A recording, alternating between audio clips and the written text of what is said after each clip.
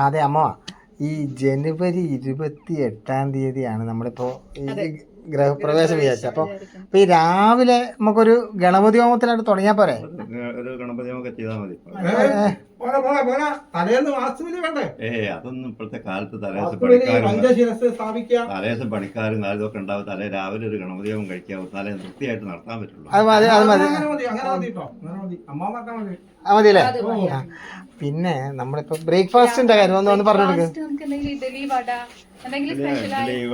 വേണമെങ്കിൽ കേസരിയോ. ഗൃഹപ്രവേശത്തിന് ഇപ്പോഴത്തെ കാലത്ത് ഇപ്പൊ അതൊക്കെ നടക്കുള്ളൂ. ഉപ്പുമാവ് ഒന്നും ആർക്കും ഇഷ്ടമൊന്നുമല്ല. ഇഡ്ഡലിയൊക്കെ മതി. ഇഡ്ഡലി അപ്പൊ ഇഡ്ഡലി, വട, കേസരി ഒക്കെ ആയിട്ട് സാമ്പാറും പരിപാടിയൊക്കെ ആയിട്ട് ഇതാവും. പിന്നെ നമ്മൾ ഈ ഊണിന് സദ്യ ഘട്ടത്തിന് ഇപ്പൊ അമ്മോന്റെ അഭിപ്രായത്തിൽ ഇപ്പൊ ഏതാ അരി ഏതാ നല്ലത്? ബോധന അരിയൊന്നും കുട്ടികളും വലിയ പ്രായമാർക്കൊന്നും കഴിക്കാൻ പറ്റുന്നില്ല. പൊന്നി അരി മതി. അപ്പൊ പൊന്നിയരിന്റെ ചോറ്. അപ്പൊ അമ്മോന്റെ ഒരു കാൽക്കുലേഷനിൽ ഇപ്പൊ നമുക്ക് എത്ര ആളുണ്ടാവും പരിപാടിക്ക്? ഇപ്പൊ നമ്മള് കുറെ ആൾക്കാരോടൊക്കെ പറയണം, ഒരു 10-300 ആളുടെ നമുക്ക് വൃത്തിയായിട്ട് കൊണ്ടുനടക്കാൻ പറ്റും. 1000 ആള് കുറവുണ്ടാവില്ല. ഞാൻ പറയാം, പന്തല് നല്ലോട്ടോളൂ. മഴ പെയ്യും, 1000 ആൾക്കുള്ള സീറ്റ് 1000 ആളൊന്നും വേണം. 10-300 ആളെ കൊണ്ടാൽ നമുക്ക് അവരെ കാണാനും സംസാരിക്കാനൊക്കെ പറ്റും. അങ്ങനെ അമ്മ പറഞ്ഞ പോലെ ചെറിയ പന്തല് മതി. 300 ആളെ പരിപാടി. അപ്പൊ പൊന്നിയരി സദ്യ. പിന്നെ ഈ സദ്യക്ക് കൂടെ എന്തായാലും പായസം ഉണ്ടല്ലോ. പായസം എന്താ ഇപ്പൊ നന്നാവുക?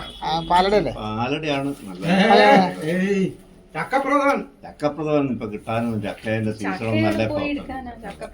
പാലട മതി. പാലട മതി. പഴയടാണെങ്കിലേ ഇപ്പൊ പറയണ്ടോ, യുവജനോത്സവത്തിന്റെ കാല പഴയത്തിനൊന്നും കിട്ടില്ല. 300 ആളെ പരിപാടിക്ക് പഴയത്തിനൊക്കെ വിളിച്ച എവിടെയാ മുതലാവുക? ഇയാളെ പിടിപ്പിക്കാനായിട്ട് നിൽക്കണോ? അല്ല അമ്മ, അതെ അമ്മോൻ നേതൃത്വം കൊടുത്തങ്ങ് വെച്ചാ മതി. അന്നുണ്ടാക്കിയ ഉപ്പുമാവില്ല അമ്മോ, എന്ത് രസാ. അമ്മ മതി, പരികർമ്മത്തിൽ ഞാൻ ഉണ്ടാവുമല്ലോ. പിന്നെ വേറെ സംഭവം എന്ന് വെച്ചാൽ നമുക്ക് ഊണ് കഴിഞ്ഞിട്ട് ഒരു ഐസ്ക്രീം എല്ലാവർക്കും സമ്പ്രദായത്തിലുള്ള കാര്യങ്ങളൊന്നും അല്ലല്ലോ ഇപ്പൊ നടക്കുന്നത്. കുട്ടികളുടെ സന്തോഷമല്ലേ നമുക്ക് കാര്യം.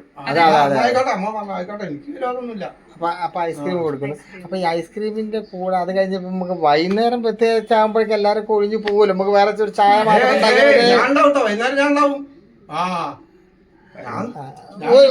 ഒരു മിനിറ്റ് അതെ ഒരു മിനിറ്റ്